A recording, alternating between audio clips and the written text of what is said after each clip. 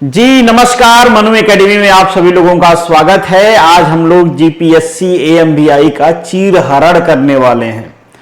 मतलब डिटेल में समझेंगे कि इसका सिलेबस क्या है। सिलेबस में कुछ टॉपिक्स डिस्क्रिप्टिव नेचर के नहीं हैं, उनमें आपको क्या पढ़ना है, किस टॉपिक का इंपॉर्टेंस क्या है, उसको कवर करने में आपको कितना टाइम देना चाहिए। एक स्टैंडर्ड टाइम में बताऊंगा ऑब्वियसली कितना टाइम लगेगा, टोटल कितना टाइम आज से लेके एग्जाम तक आपके पास बचे हुए हैं, किस सब्जेक्ट को या फिर किस पार्ट को कितना टाइम में आप कवर कर लोगे, तो टोटल कितना टाइम आपको लगने वाला है पूरा सिलेबस कवर करने में, आपको लास्ट में रिवीजन के लिए कितना टाइम देना है, इन सभी चीजों के बारे में आज हम लोग डिटेल में डिस्कस करने वाले हैं। तो आज ये वीडियो देखिए आप और आज से ही प्लान बना के कल से लग जाइए। मतलब आज हम लोग आपके आज से लेके एग्जाम तक का जो पूरा 160 दिन है, इसमें 2-3 दिन में छोड़ दे रहा हूं, मैं 1 जुलाई से स्टार्ट कर रहा हूं। जो पूरा आपके पास 160 दिन है उसका पूरा लेखा जोखा मैं यहां पे आपको बताने वाला हूं।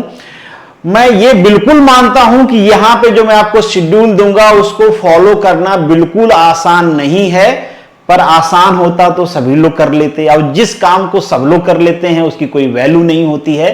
और आपसे इतना उम्मीद तो किया ही जा सकता है कि भाई अपना जीवन सुखी बनाने के लिए, परिवार का जीवन सुखी बनाने के लिए, बीवी बच्चों मतलब जो भी आने वाले हैं या आ गए हैं उनका जीवन सुखी बनाने के लिए अपना अगला 6 महीना डिफिकल्ट तो कर ही सकते हो आप।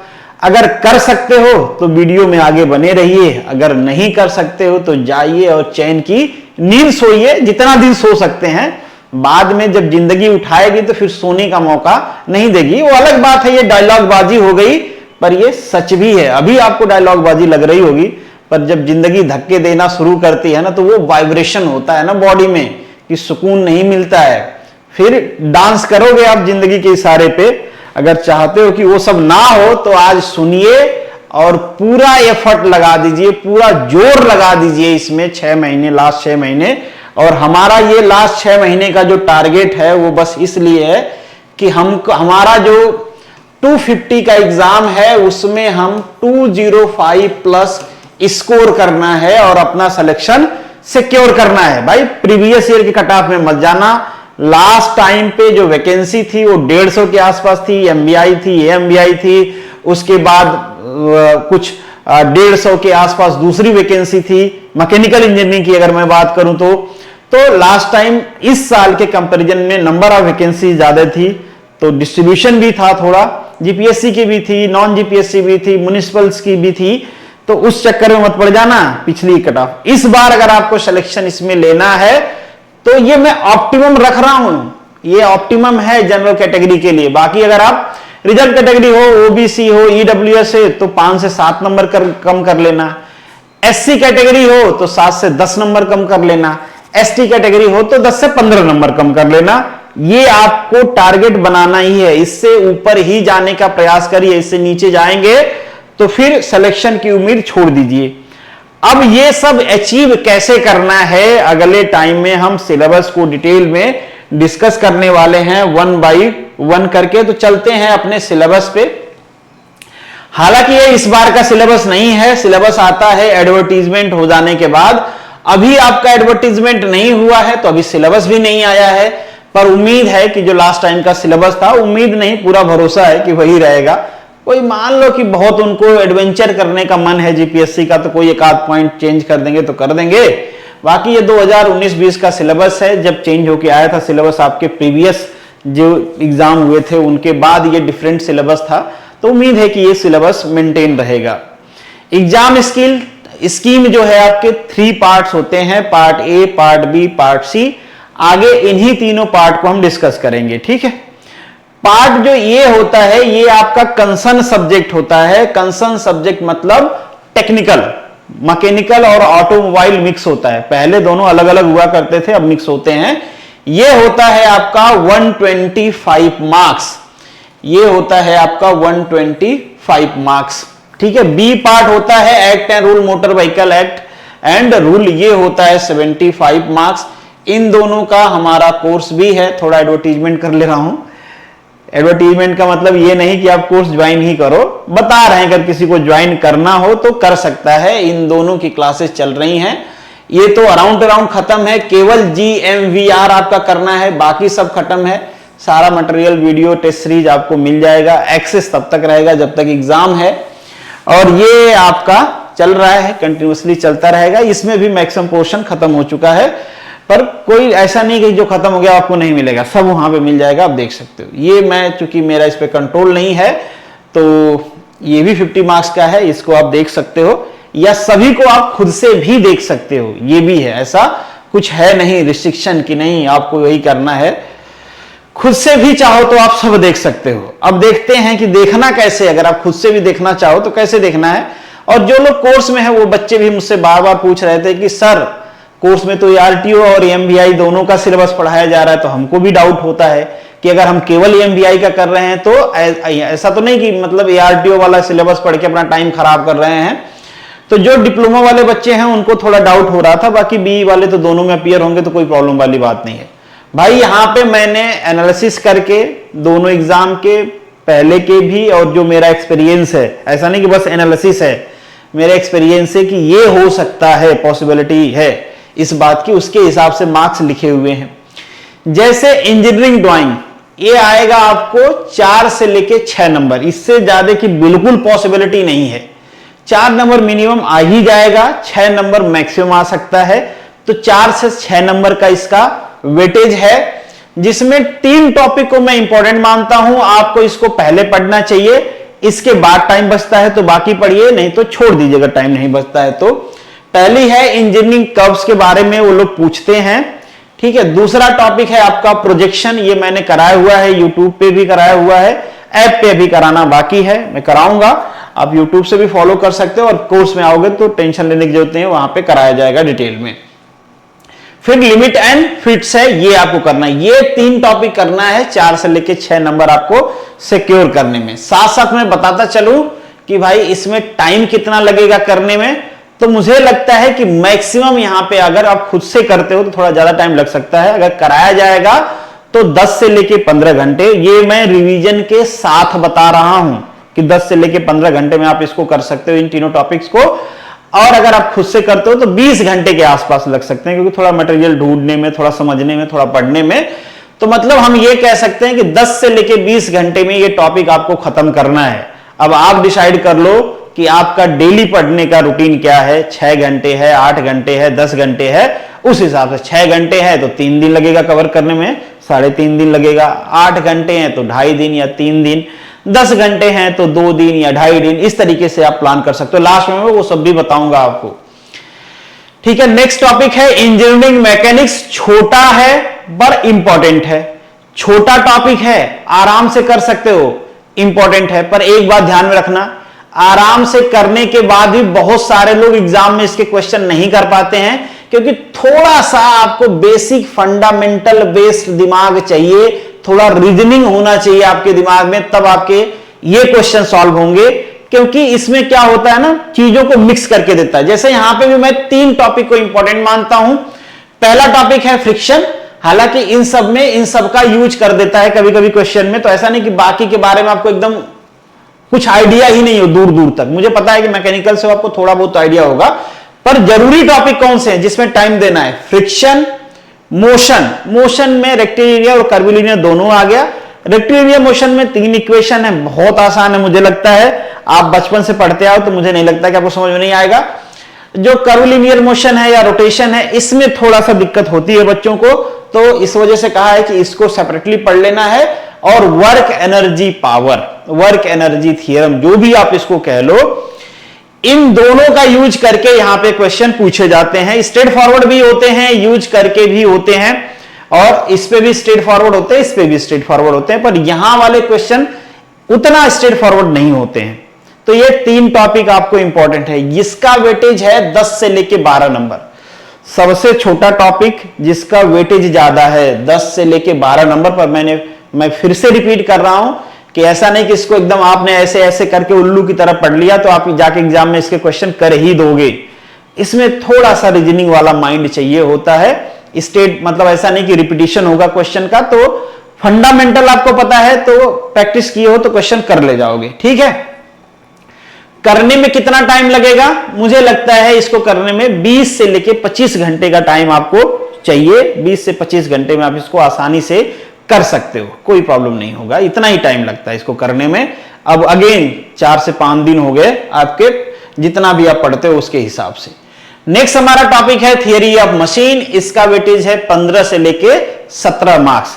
अब इसमें तो देखो मुझे नहीं लगता कि इन तीनों टॉपिक में आपको किसी में डाउट होगा कि भाई इसमें कौन कौन सा टॉपिक आता है। इसमें बेसिकली फिजिक्स आप पढ़ोगे, फिजिक्स के मैकेनिक्स वाले टॉपिक्स हैं वो कवर हो जाएंगे। ये आप फर्स्ट ईयर में पढ़े होगे, किसी भी बुक से देख सकते हो, तीनों टॉपिक मिल जाएंगे आपको, वैसे ही लिखा हुआ एज इट इज। ये वाला जो टॉपिक है इनमें थोड़ा थोड़ा प्रॉब्लम होता है। अब ये शुरू में दे रखा है general machine design, consideration, fundamental unit, derived unit, ये सब भाड़ में जाए, छोड़ दीजिए।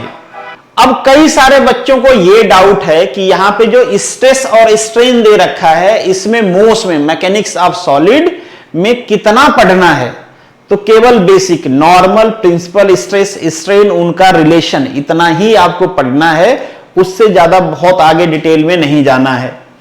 यहां पे टॉर्शन और बेंडिंग, जो शाफ्ट का टॉर्शन है और बेंडिंग का जो फॉर्मूलेज आते हैं उनका एप्लीकेशन, वो आपको पढ़ना है। उससे और ज्यादा डिटेल में आपको जाने की जरूरत नहीं है, यहीं से क्वेश्चन पूछा जाता है। यहां पे जो मैं टॉपिक हाईलाइट कर रखा हूं, ये टॉपिक आपके लिए इंपॉर्टेंट हैं, हाईलाइटेड हैं, ये पीडीएफ आपको मिल जाएगी, यहीं से क्वेश्चन पूछे जाते हैं मैक्सिमम।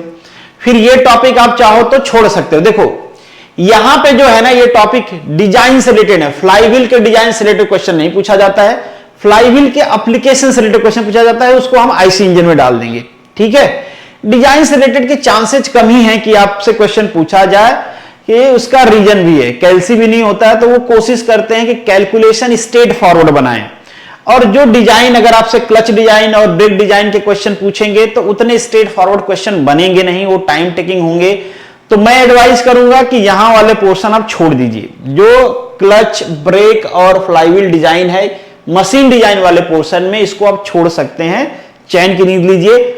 मान लीजिए मैं कह रहा हूं क्वेश्चन नहीं आएगा, मान लीजिए आ भी जाता है ना, तो वो क्वेश्चन डिजाइन वाला अगर आ गया तो वो क्वेश्चन 4 क्वेश्चन का आपका टाइम खा जाएगा। तो अब बेहतर होगा कि उसको एग्जाम में छोड़ ही दें, वैसे आएगा नहीं। जो क्लच के क्वेश्चन आएंगे वो ऑटोमोबाइल वाले होंगे, ऑटोमोबाइल वाले पोर्शन में। जो ब्रेक के क्वेश्चन आएंगे वो भी ऑटोमोबाइल वाले पोर्शन में होंगे, मतलब किस टाइप के ब्रेक हैं, इनका एप्लीकेशन क्या है, उनके किसी कंपोनेंट की फंक्शनिंग क्या है, उसी तरीके से क्लच के बारे में पूछे जाएंगे, तो एनाटॉमी ऑफ द व्हीकल में कवर हो जाएंगे। यहां पे मैं ऐसा नहीं कि क्लच और ब्रेक के बारे में या फ्लाईव्हील के बारे में पढ़ना ही नहीं है, ऐसा नहीं करना है। उसका डिजाइन नहीं पढ़ना है आपको, डिजाइन में टाइम खर्च नहीं करना है उसके डिजाइन में, ठीक है। कभी कभी इनसे क्वेश्चन पूछ लेता है टॉर्क या फिर कितना फोर्स लगाना पड़ेगा, तो उतना बेसिक तो आप देख लोगे तो भी आपको पता चल जाएगा, या मैकेनिक्स में आपने वो फोर्स मूवमेंट वो सब आपको आइडिया होगा कि किस तरीके से फाइंड आउट करते हैं, तो वहां से कर पाओगे, ठीक है। बाकी डिटेल डिजाइन में नहीं जाना है। बैलेंसिंग से क्वेश्चन पूछा जाता है, 1 से 2 क्वेश्चन, तो वो आपको कर लेना है। वाइब्रेशन से भी वैसे ही क्वेश्चन 1 से 2 क्वेश्चन पूछे जाते हैं। स्ट्रेस स्ट्रेन से ज्यादा क्वेश्चन पूछे जाते हैं। यहां से बेंडिंग स्ट्रेस और टॉर्शन से भी ज्यादा क्वेश्चन पूछे जाते हैं, न्यूमेरिकल भी होते हैं उससे, तो वो आपको कर लेना है। बाकी जो हाईलाइट नहीं किया है उसको आप छोड़ सकते हो, टाइम रहे तो वो भी करना है। ये तो मैं कह रहा हूं कि इंपॉर्टेंट क्या है, कहां से क्वेश्चन पूछे गए हैं या पूछे जाते हैं रेगुलरली, वो टॉपिक मैं आपको बता रहा हूं। बाकी सिलेबस तो पूरा ही है। मुझे यहां पे ये भी बताते चलना है कि आपको डाउट हो किसी सिलेबस में तो वो कवर हो जाए। अब तक जो मुझसे पूछे हैं बच्चे कि सर इसमें क्या करना है, जनरली लोगों ने यही पूछा है कि सर मोस का कितना पोर्शन करना है। तो मोस में इसमें stress strain, simple stress strain जो सब बुक में स्टार्टिंग में ही दिया गया रहता है, टॉर्शन और बेंडिंग, मतलब वो शाफ्ट का फॉर्मूला आपको पता है ना, T by J is equal to tau by R, वो वाले फॉर्मूले, उसी तरीके से बेंडिंग वाले फॉर्मूले, इनका रिलेशन, ठीक है। और किस तरीके से हम यहां पे torsion stress, bending stress find out करते हैं, वो उस पे न्यूमेरिकल, ये चीजें आपको करनी है। फिर आ जाते हैं रिन्यूएबल एनर्जी, मतलब नॉन कन्वेंशनल या रिन्यूएबल एनर्जी में। यहां से 3 से लेके 5 क्वेश्चन पूछे जा सकते हैं आपसे, इससे ज्यादा पूछे जाने की उम्मीद कम है। और वो क्वेश्चन जनरली सोलर और विंड से होंगे, और थोड़ा सा हट जाएंगे तो बायोमास से होंगे। ये 3 टॉपिक आपको करने हैं, और वैसे पूरा भी कर लोगे तो बहुत ज्यादा टॉपिक्स इसमें है नहीं, तो इसको करने में मुझे लगता है आपको 7 से लेके 12 घंटे लग सकते हैं, और इसके बारे में आपको मैंने नहीं बताया, इसको करने में आपको 30 घंटे के आसपास, 30 से लेके 35 घंटे के आसपास इस पूरे टॉपिक को करने में लग सकते हैं। ठीक है, क्योंकि टॉपिक्स ऐसे हैं, थोड़े न्यूमेरिकल हैं, थोड़े प्रैक्टिस करने हैं। तो इसको 30 से 35, इसको 7 से 10 घंटे, 7 से 10 घंटे ज्यादा से ज्यादा, इससे ज्यादा इनके ऊपर देना नहीं है, टाइम खर्च नहीं करना है। ठीक है, नेक्स्ट है आपका थर्मोडायनेमिक्स, 18 से लेके 20। अब ये थर्मोडायनेमिक्स में थर्मल भी है, यहां पे थर्मोडायनेमिक्स भी है, हीट ट्रांसफर का भी पोर्शन है, आपका फ्लूइड का भी पोर्शन है, आपके आरएसी का भी पोर्शन है। इसी में थोड़ा बच्चों को ज्यादा डाउट है। अब देखिए थर्मोडायनेमिक्स में आपको लॉज तो करनी ही है, फर्स्ट लॉ, सेकेंड लॉ, जो बेसिक अब थर्मोडायनेमिक्स है, चाहे वो प्रॉपर्टी हो, सिस्टम हो, ये सारी चीजें तो आपको करना है। बेसिक टर्मिनोलॉजी जो है थर्मोडायनेमिक्स के, वो सारी चीजें आपको करना ही करना है, वहां से क्वेश्चन आते हैं। थर्मोडायनेमिक साइकिल, थर्मोडायनेमिक साइकिल में मतलब जो भी करनॉट हो, आपके ऑटो साइकिल भी आ गई, डीजल साइकिल भी आ गई, आपके रंगीन साइकिल से जनरली क्वेश्चन नहीं पूछा जाता क्योंकि वो पावर प्लांट के पोर्शन में चले जाते हैं, पर ये 3-4 साइकिल से पूछा जाता है। इंडक्शन साइकिल, मतलब ये जो 4-5 साइकिल हैं ये आप कर लेना। अब ऑटो और डीजल को मैंने कंसीडर किया हुआ है आईसी इंजन में, तो उसके क्वेश्चन भी यहां पे ऐड नहीं किए हैं। उस पे जो क्वेश्चन पूछे गए हैं उनको मैंने डाल दिया आईसी इंजन में, क्योंकि आईसी इंजन में वो दोनों साइकिल तो पढ़ना ही होता है भाई। ठीक है, तो यहां से आपका साइकिल वाला पोर्शन हो गया। तो मतलब थर्मोडायनेमिक्स से आपको क्या करना है, थर्मोडायनेमिक लॉज। अब कई बार डाउट होता है कि भाई केवल मैं फर्स्ट लॉ पढ़ के निकल लूं क्या, एंट्रोपी पढ़ना है कि नहीं, पढ़ना है। ठीक है, जो लॉज हैं और उसके derived fundamental, laws and derived fundamental दोनों करना है। जैसे फर्स्ट लॉ में, तो first law for close system, first law for open system, उसके डिराइव्ड जो क्वांटिटीज हैं वो सारे पढ़ने, जैसे इंटरनल एनर्जी, उनका इंटरनल रिलेशन। ठीक है, उसके based question, thermodynamic process, process में इनका एप्लीकेशन कैसा है, ये सारी चीजें आपको पढ़नी है। ठीक है, जो हीट ट्रांसफर वाला पोर्शन है इसी के साथ बताते चलता हूं आपको। हीट ट्रांसफर में केवल इन्होंने लिख रखा है मोड ऑफ हीट ट्रांसफर। अब इसमें क्या भाई, इसमें भी बेसिक ही कर लेना है, बहुत ज्यादा डिटेल में नहीं जाना है। जैसे कि बेसिक ऑफ हीट ट्रांसफर में आपका कंडक्शन आ गया, कंडक्शन में थोड़ा सा जो टर्मिनोलॉजी आती है, जैसे के आता है, अब उसका मटेरियल के साथ वेरिएशन कैसा है, टेम्परेचर के साथ वेरिएशन कैसा है, किस मटेरियल का ज्यादा है, कम है। फिर बेसिक जो फॉर्मूला आता है फोरियर लॉ, वो आपको पढ़ लेने हैं। फिर हीट ट्रांसफर कैसे फाइंड आउट करते हैं, वो स्टडी केस, अनस्टडी केस, जो इक्वेशंस आते हैं स्टडी अनस्टडी के, वो पढ़ लेना है। ज्यादा फोकस आपको 1 डायमेंशन में देना है, 2 डायमेंशन 3 डायमेंशन वाले आपको नहीं पढ़ने हैं। फिर लम्प्ड एनालिसिस आपको पढ़ लेने हैं। क्रिटिकल रेडियस ऑफ इंसुलेशन ये भी पढ़ लेने हैं, पर इससे पहले वाले पे थोड़ा ज्यादा ध्यान देना है। जितना जितना आगे जाना है इसके एप्लीकेशन पे, उस पर थोड़ा सा ध्यान आप कम कर सकते हो। ठीक है, इससे ज्यादा आपको हीट एक्सचेंजर का जो पोर्शन है वो चाहो तो आप छोड़ सकते हो। हालांकि क्वेश्चन वहां से भी पूछा जा सकता है, क्योंकि कहेंगे हमने तो कहा ही था मोड पढ़ने के लिए, और हीट एक्सचेंजर में तो कंडक्शन भी कन्वेक्शन दोनों मोड ऐड करके एप्लीकेशन है, तो पूछ लेंगे, पर ठीक है छोड़ सकते हो मेरे हिसाब से।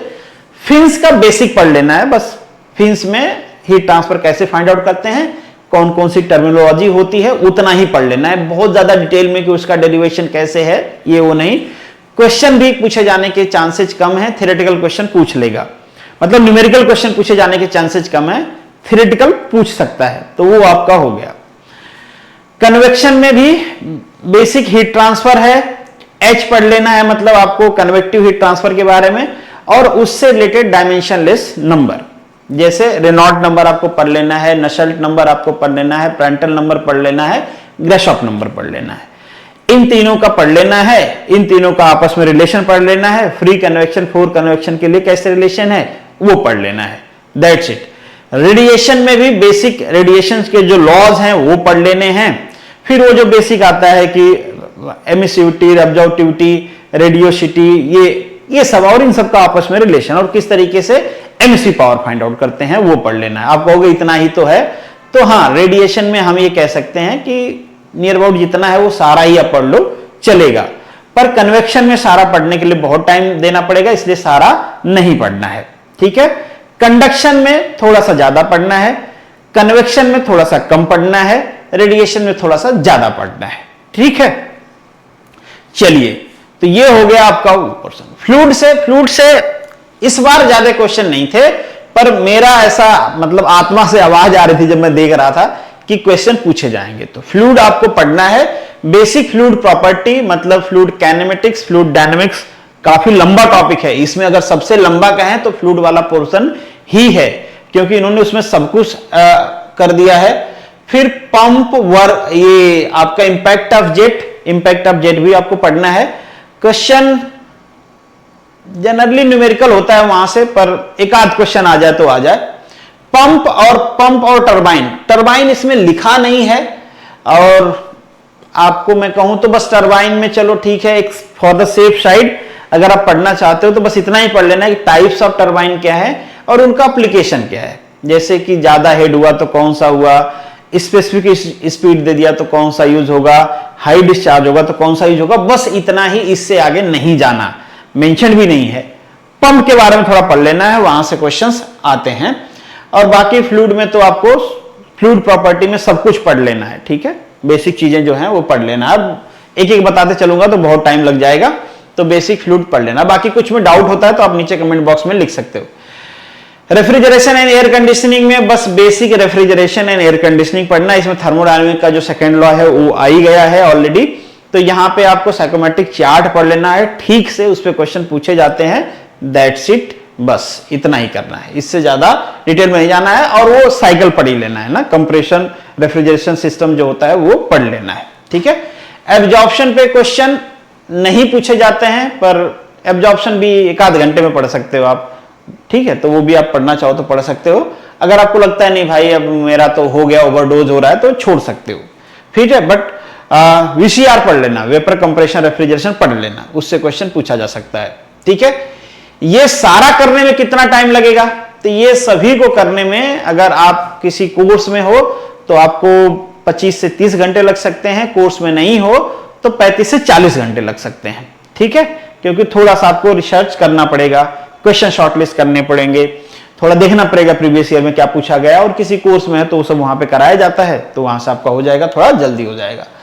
तो ये आप खुद कर रहे हो तो 40 घंटे के आसपास, अगर कोर्स में हो तो 35 से 30 घंटे, अरे 25 से 30 घंटे रिवीजन के साथ, मतलब उतना करके लेक्चर देख के रिवीजन करके टंच हो जाना कि हाँ मतलब सब कुछ मुझे आ गया, ठीक है।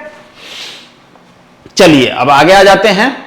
सबसे इंपॉर्टेंट टॉपिक, सबसे ज्यादा किसी एक सब्जेक्ट की बात करें तो सबसे इंपॉर्टेंट टॉपिक है आईसी इंजन, इसीलिए मैंने इसको डिटेल में आपको कराया हुआ है और प्रीवियस ईयर के अराउंड सारे क्वेश्चन ही करवा दिए हैं।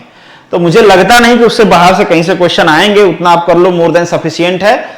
इसमें भी मैंने जो रेड मार्क किया हुआ है, बोला है रेड मार्क छोड़ दो, क्योंकि इसमें सभी को करना पड़ता है कि ये पढ़ना है पढ़ना, तो मैंने जो नहीं पढ़ना है वो कर दिया है कि ये छोड़ सकते हो आप, जो रेड मार्क है जस्ट एक्सक्लूड दैट, बाकी सब आपको कर लेना है, डिटेल में करना है। और सबसे ज्यादा इसके पार्ट्स एंड फंक्शंस, पार्ट और फंक्शन से बहुत फ्रीक्वेंट क्वेश्चन पूछे जाते हैं, बाकियों से भी पूछे जाते हैं, पर पार्ट, फंक्शन और किस मटेरियल के बने हुए हैं, ये सारी चीजें मैंने डिटेल में वैसे कराया हुआ है, आप खुद से भी कर सकते हो। तो वहां से क्वेश्चन पूछे जाते हैं 23 से लेके 25 मार्क्स, किसी एक सब्जेक्ट से सबसे ज्यादा क्वेश्चन अगर पूछे जाते हैं तो वो यहां से पूछे जाते हैं, सबसे ज्यादा इंपॉर्टेंट है। इंटेंशन ये भी उनका होता होगा कि ऑटोमोबाइल वाले भी पढ़ते हैं, मैकेनिकल वाले भी पढ़ते हैं, कॉमन सब्जेक्ट है तो यहां से ज्यादा पूछ लो, थोड़ी इक्विवेलेंसी मेंटेन रहेगी। तो ये आपका हो गया। कितना करने में लगेगा, अगेन अगर आप कोर्स में हो तो 25 से 30 घंटे, नहीं हो तो 40 घंटे के आसपास, ठीक है। वही थर्मोडायनामिक या थर्मल वाला हाल। मटेरियल साइंस रेड वाला छोड़ के बाकी सब कुछ आपको पढ़ना है। इंपॉर्टेंट कौन सा है, material science basic alloying element से भी क्वेश्चन पूछे गए हैं। आयरन कार्बन डायग्राम से कम चांस है, पर मुझे ऐसा लगता है, पिछली बार तो ठीक था नहीं था, पर इस बार मुझे लगता है कि आपसे पूछेंगे। हीट ट्रीटमेंट पढ़ना है, क्वेश्चन पूछा ही जाता है। कास्टिंग पढ़ना है, क्वेश्चन पूछा ही जाता है। Casting, heat treatment, material science, ये तीनों ज्यादा इंपॉर्टेंट हैं। वेल्डिंग से कुछ फिक्स नंबर ऑफ क्वेश्चंस रहते हैं, वो कई बार तो रिपीटेड क्वेश्चन पूछ लेता है कि किस में कंज्यूमेबल, किस में नॉन कंज्यूमेबल। कभी कभी एप्लीकेशन बेस्ड क्वेश्चन पूछ लेता है कि इसमें कौन से वेल्डिंग यूज किया जाता है, और आपकी जो गैस वेल्डिंग है उससे जनरली क्वेश्चन पूछ लेता है। तो अगर कुछ आप टॉपिक प्रीवियस ईयर के हिसाब से फाइंड आउट कर लोगे तो वो टॉपिक आप पढ़ लोगे वेल्डिंग के, तो उससे आपके क्वेश्चन हो जाएंगे। पोलैरिटी के बारे में कभी कभी पूछ लेता है। तो ये 3-4 पॉइंट्स हैं जिससे आपसे क्वेश्चन पूछा जाता है वेल्डिंग में। तो पूरा वेल्डिंग डिटेल में पढ़ने से अच्छा कि इन 3-4 पॉइंट टॉपिक्स के बारे में ही पढ़ लिया जाए, दैट इज सफिशिएंट, उससे काम हो जाएगा आपका। कितने क्वेश्चन है? 20 से 22 मार्क्स। करने में कितना टाइम लगेगा? थोड़ा इसमें टाइम लगेगा, अगेन 30 से लेके 40 घंटे।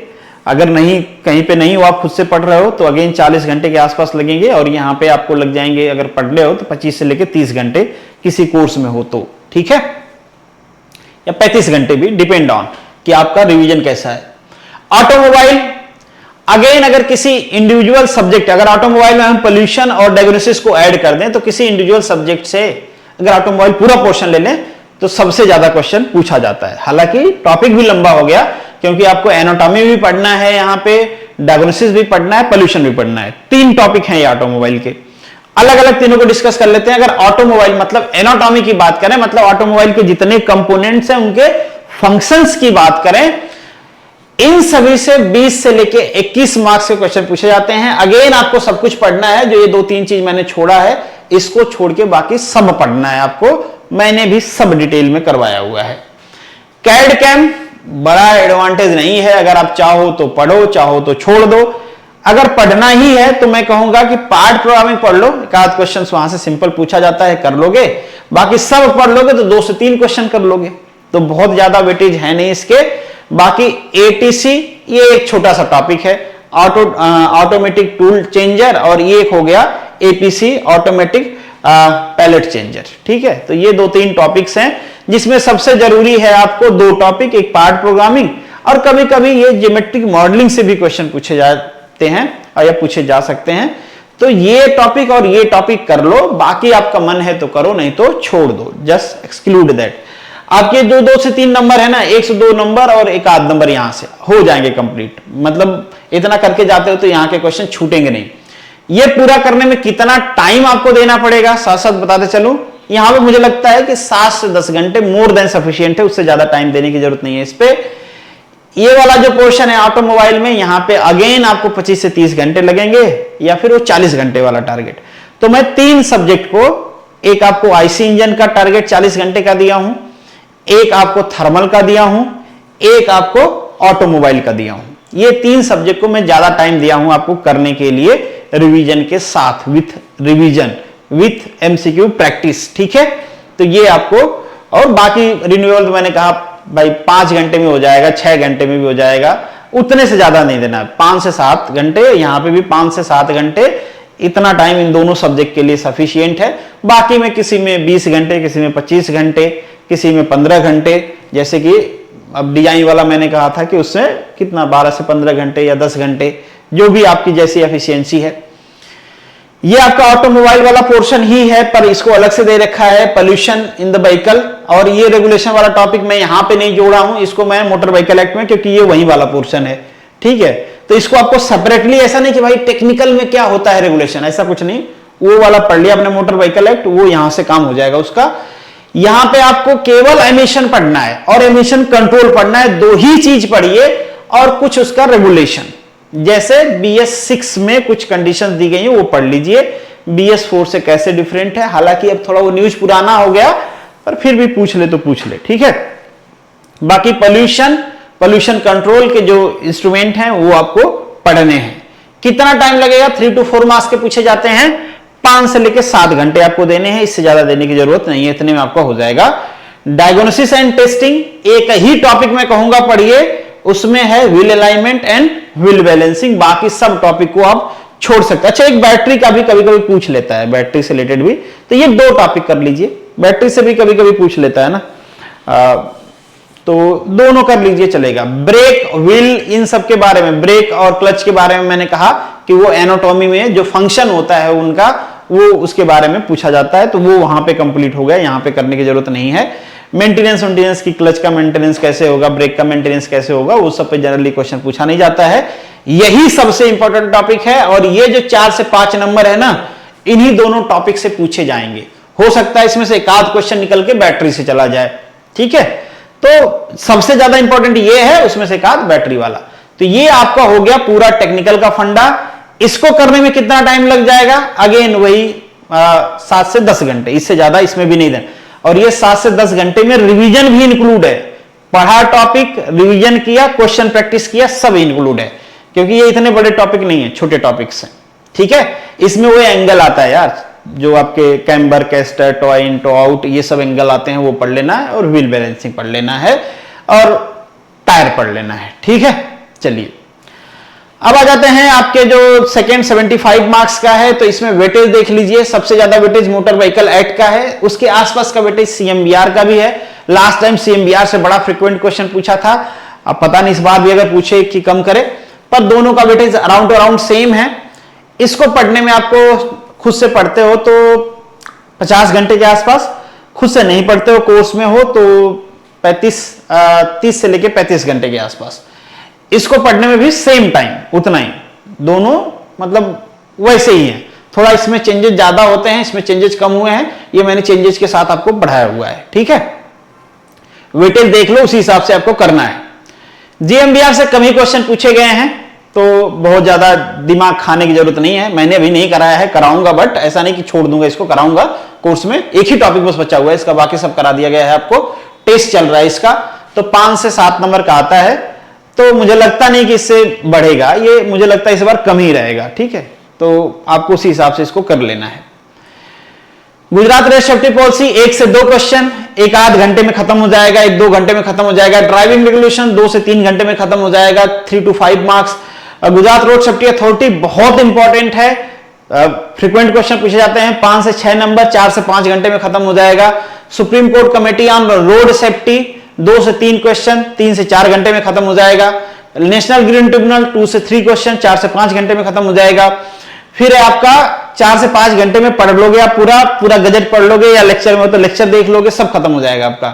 ठीक है, रोड मार्किंग से 2 to 3 मार्क्स और 2 to 3 आवर में खत्म भी हो जाएगा। बहुत मुश्किल नहीं है समझना, ऐसा भी नहीं कि न्यूमेरिकल सॉल्व करना है, तो बस आपको याद रखना है इंपॉर्टेंट पॉइंट, तो हो जाएगा आसानी से। लेटेस्ट टेक्नोलॉजी, यहां से क्वेश्चन पूछेंगे। अब लेटेस्ट टेक्नोलॉजी मैंने 2-3 चीजें ऐड किया है। एक की कोई एक्ट एंड रूल से रिलेटेड नोटिफिकेशन आ गया, एकदम नया नया। ठीक है, कोई सेफ्टी फीचर इंक्लूड करने के लिए आ गया, ठीक है वो, या कोई सेफ्टी से रिलेटेड लेटेस्ट टेक्नोलॉजी आ गई हो, या पहले की आई हुई है वो, इन सबसे क्वेश्चन आपसे पूछा जाता है। तो ये आपको पढ़ लेने हैं 6 से 8 घंटे। इसमें बायोफ्यूल्स भी है, बायोफ्यूल्स को मैंने सेपरेटली कराया हुआ है, तो ये भी कर लेने हैं आपको। इसको करने में मैं मानता हूं 10 घंटे के आसपास लगेगा, 7 से 10 घंटे सब कुछ हो जाएगा इंक्लूड। इलेक्ट्रिक व्हीकल 2 से 3 क्वेश्चन, 4 से 5 घंटे में कर सकते हो, कुछ नहीं है इलेक्ट्रिक व्हीकल में, और कुछ ऐसा भी नहीं है कि जो बहुत हार्ड एंड फास्ट पूछ लेता आपको समझ में नहीं आएगा। फिर landmark judgement 5 to 7 marks, time भी उतना ही लगेगा, 4 से 5 घंटे। ठीक है, तो ये पूरा सीन रहा आपके नॉन टेक्निकल का। नॉन टेक्निकल कर सकते हो आप आसानी से, पहली बार अगर कर रहे होगे तो थोड़ा बहुत आपको लगेगा कि यार क्या पढ़ रहे हैं, पर एक बार पढ़ लोगे मजा आने लगेगा। जिन्होंने इससे पहले तैयारी किया हुआ है उनको पता है कि बहुत मुश्किल नहीं है। शुरू में बड़ा मुश्किल लगा था, आप एकदम परेशान हो गए थे, क्या डाल दिया। बाकी गुजराती आ गया, गुजराती के बारे में अपनी एक्सपर्टीज है नहीं, 50 नंबर है। जिन बच्चों का सिलेक्शन होता है मैं कहता हूं 40 प्लस ही लेके आते हैं। कोई भी बुक प्रीवियस ईयर पढ़ लीजिए। मैंने बच्चों से सुना है कि जो सिलेक्टेड हैं वो अक्षर पब्लिकेशन की कोई बुक आती है इनकी, गुजराती ग्रामर समथिंग, वो पढ़ लेते हैं, उससे काम हो जाता है। आप वो पढ़ लीजिए और प्रीवियस ईयर के क्वेश्चन देख लीजिए किस लेवल के आते हैं, उससे कर लीजिए, काम हो जाएगा आपका। ये पूरा प्लान रहा आपके टॉपिक कौन से इंपॉर्टेंट है, कैसे करना है, कौन से टॉपिक में क्या करना है। और मुझे नहीं लगता कि आप किसी टॉपिक में ऐसा कुछ चीज बचा हुआ है जो सर बता दो कि ये टॉपिक में हमको क्या करना है। बाकी सब टॉपिक मेंशन्ड ही है, और जो मैंने एक्सक्लूड किया उसको छोड़ दीजिए, वो थोड़े अनवांटेड टाइप के हैं। ठीक है, तो वो आपको नहीं करना है। अब आ जाते हैं कि भाई ये जो मैंने आपको सब बताया, ये क्या सब 6 महीने में हो जाएगा? भाई 6 महीना मोर देन सफिशियंट टाइम है। ये मैंने ऐसे नहीं बता रहा हूं, कैलकुलेट करके आपको दिखाता हूं। मैंने जो आपको बताया है टेक्निकल का, टोटल 11 सब्जेक्ट है। ठीक है, मैं भाई किसी में 35 घंटे बताया, किसी में 40, किसी में 20, किसी में 10, किसी में 7, किसी में 12, किसी में 15, ऐसे बताया। पर मैं कहता हूं कि चलो ठीक है, मैं आपको एक्स्ट्रा टाइम देता हूं। एक्स्ट्रा टाइम कितना? 35 घंटे। 35 घंटे देता हूं हर सब्जेक्ट को। 35 घंटे देता हूं हर सब्जेक्ट को ऑन एन एवरेज। 35 घंटे बहुत हो गया, जितना मैंने बताया उससे दोगुना के आसपास मान सकते हो आप। टोटल टाइम आप ऐड कर लो जो मैंने बताया है, मैं उसको दोगुना मान के चलता हूं, ठीक है। ये मान लेता हूं, आप भूलोगे फिर रिवाइज करोगे, फिर भूलोगे फिर रिवाइज करोगे, क्वेश्चन प्रैक्टिस करोगे, तो 35 घंटे। अब इससे ज्यादा मानने का कोई मतलब नहीं। टोटल आवर कितना हो जाएगा आपका? 385 घंटे में आपका टेक्निकल हो जाएगा कंप्लीट, एक्सेस टाइम के साथ। No if and no but, no excuse. अगर एक्सक्यूज देना है तो फिर छोड़िए, मत पढ़िए। एट 75 मार्क्स 20 घंटे में मान के चल रहा हूं। किसी में मैंने आपको 4 घंटे बताया, किसी में 5 घंटे बताया, किसी में 6, किसी में 10, किसी में 40-50 भी बताया, पर मैं मान के चलता हूं कि सभी टॉपिक ऑन एन एवरेज 20 घंटे। जो बड़े हैं उनका टॉपिक उसमें ज्यादा टाइम देना, जो छोटे उसको कट कर देना, जैसे मैंने बताया वहां पे। इसमें 240, यहां पे भी मैंने आपको एक्सेस टाइम दिया है, मतलब जो मैक्सिमम टाइम में कवर हो सकता है। गुजराती 12 टॉपिक हैं इसमें, टोटल 10 घंटे बहुत होता है किसी एक टॉपिक के लिए। गुजराती में 5 घंटे में भी हो जाएगा, इससे कम में भी हो जाएगा। मतलब एक टॉपिक को एक दिन 4-5 घंटे पढ़ोगे तो वो खत्म हो जाएगा, क्वेश्चन भी प्रैक्टिस कर लोगे, ठीक है। फिर भी 10 घंटे में मान के चल रहा हूं, 120 घंटे, ठीक है। इसमें आपको पढ़ना भी है, रिवीजन भी करना है, प्रैक्टिस करना है। एग्जाम के टाइम के रिवीजन के लिए मैंने अलग से 100 घंटे दे रखे हैं। मतलब वो जो दिसंबर में एग्जाम है ना, 12 दिसंबर को, कब है 12 दिसंबर को, आई थिंक सो 12 या 11 जो भी है, मैं दिमाग से निकल गया, इधर होगा। कब है एग्जाम आपका? 10 दिसंबर को है, तो 9 दिन तो बचेगा। एक दिन एग्जाम टाइम में 10 घंटे तो पढ़ोगे, 90 घंटे हो गए। मैंने 100 लिखे हैं, 11 घंटे पढ़ लेना, क्या फर्क पड़ता है, ठीक है। 100 घंटे ये सब ऐड करें तो इतना घंटा होता है, उसमें 100 घंटे एग्जाम के रिवीजन का ऐड कर दे तो टोटल होता है 845 घंटे, 850 मान लो। और ये आपको दिख रहा होगा कि जो हमने पीछे डिस्कस किया वो रिजनेबल डिस्कस किया, ऐसे में जानबूझ के कम नहीं बताया है। वो हमने पढ़ाए हैं बच्चों को, बच्चों ने पढ़े हैं उतने टाइम में, वो रिजनेबल ही है एक साधारण माइंड के लिए, मतलब एक एवरेज माइंड लड़के के लिए वो रिजनेबल टाइम है, ठीक है। टोटल हो गए आपके 845 घंटे। अब देखो आपके पास टाइम कितना बचा हुआ भाई। आज से, अगर आज से बात करें, कल से भी बात करें, इसके बाद से भी बात करें, तो 160 दिन हैं टोटल 160 दिन एग्जाम के लिए हैं। 160 दिन 1 घंटे में मान के चलता हूं कि एक दिन में कब पढ़ने वाले जो तैयारी कर रहे हैं, अगर मजाक नहीं कर रहे हैं अपने साथ, अपने पेरेंट्स के साथ मजाक नहीं कर रहे हैं, तो 6 घंटे तो पढ़ ही रहे होंगे। अगर इससे कम पढ़ रहे हो तो कोई मतलब नहीं है पढ़ाई का। अगर गवर्नमेंट जॉब की प्रिपरेशन कर रहे हो तो हाँ, कुछ बच्चे जॉब में होंगे जिनको टाइम नहीं मिला, उनको मैं क्रिटिसाइज नहीं कर रहा हूं, वो भी बिल्कुल कम पढ़ेंगे। पर आपको फिर पूरा सब्जेक्ट नहीं पढ़ना है, फिर जो मैंने हाईलाइट कर रखा है ना, केवल वही पढ़ना है। जो जॉब वाले हैं उनको केवल वही पढ़ना है। जो फुल टाइम प्रिपरेशन कर रहे हैं उनसे उम्मीद किया जाता है कि मिनिमम 6 पढ़ रहे होंगे, थोड़े अच्छे और सीरियस बच्चे होंगे तो 8 पढ़ेंगे, मिनिमम 6 पढ़ेंगे तो कितना घंटा होता है भाई? 960। अब ये देखो टफ हो रहा है, अगर कम टाइम दोगे तो ये 845 960, फिर भी 100 घंटे के या 90-80 घंटे का डिफरेंस है। तो हम मान के चल रहे थे भाई किसी दिन मूड नहीं हुआ पढ़ने का, किसी दिन तबीयत खराब हो गई, किसी दिन घर पे कोई आ गया, हम कहीं चले गए या कुछ भी ऐसा, तो वो टाइम उधर चला गया। पर उससे ज्यादा टाइम आपको देना नहीं, उससे टाइम बेकार में वेस्ट करोगे तो फिर कोई मतलब नहीं है। अगर आप 8 घंटे डेली पढ़ने की कोशिश करते हो, जो कि बहुत मुश्किल टास्क नहीं है तैयारी करने वालों के लिए, तो यही टाइम बढ़ के आपका हो जाता है 1280 घंटे। और इस 845 घंटे से ये कहीं ज्यादा है 1280 घंटा, ठीक है। फिर अगर आप डेली 8 घंटे की कोशिश करते हो तो बीच में अगर एक आध दिन गैप लेके मूवी देख लिया या फिर थोड़ा गपशप कर लिया या कुछ भी कर लिया तो वो एडजस्ट हो जाएगा। पर मैं ये कहूंगा कि अगर डेली 8 घंटे का रूटीन मेंटेन करते हो तो बाकी घंटों को आप गपशप में मत लगाओ, उसको भी यूटिलाइज करो, थोड़ा हल्के माइंड वाली चीज पढ़ो, थोड़ा दूसरा कुछ पढ़ लो, वो कर लो। और अगर आप बहुत रिजिड हो एकदम से भाई 9 घंटे पढ़ते हो तो ये हो जाएगा, 10 घंटे पढ़ते हो तो ये हो जाता है।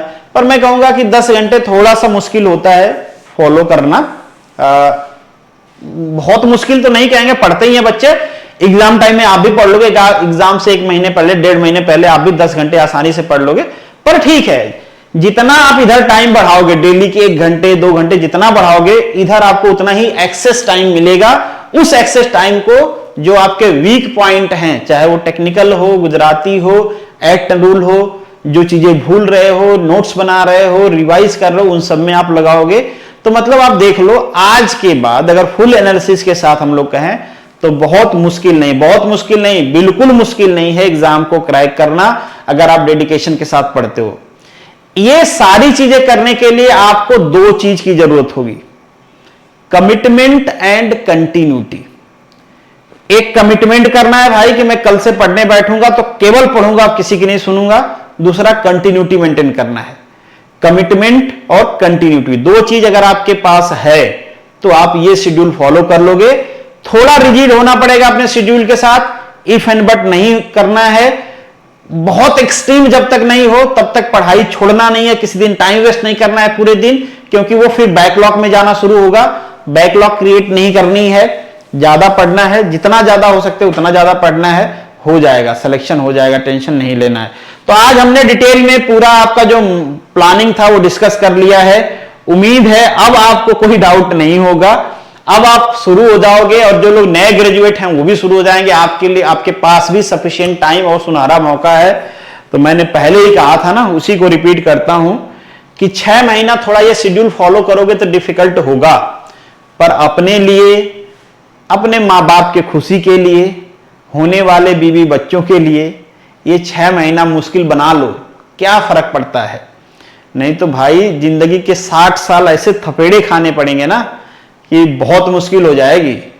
कभी कभी गलत गलत ख्याल भी आते हैं, सबको नहीं, ऐसा नहीं कि नौकरी सरकारी नहीं मिली तो जिंदगी लुट गई, पर अगर आप सरकारी नौकरी चाहते हो तो, क्योंकि बाकी जगह इससे कहीं ज्यादा कंपटीशन है। बिजनेस हो, गेम हो या फिर कुछ भी स्टार्टअप हो या व्हाट एवर दैट, उन सब में कंपटीशन कम नहीं है। इतना पैसा कमाने के लिए वहां पे मतलब समझ लो ना, जो कहते हैं पसीना नीचे से ऊपर चढ़ाना पड़ेगा और फ्लूइड ऊपर चढ़ता नहीं है बेटा आसानी से, ये बात ध्यान रखना। तो this is the end of this video. उम्मीद है कि आज के वीडियो से थोड़ा सा आप थ्रस्ट फील करोगे और शुरू करोगे पढ़ाई। बाकी भाई अगर रोबोट हो कि भाई कोई कुछ भी कह ले, घंटा हमको फर्क पड़ता ही नहीं है, तो फिर आपकी जिंदगी आपको मुबारक। मिलेंगे नेक्स्ट वीडियो में, तब तक के लिए all the best, good luck and जय हिंद।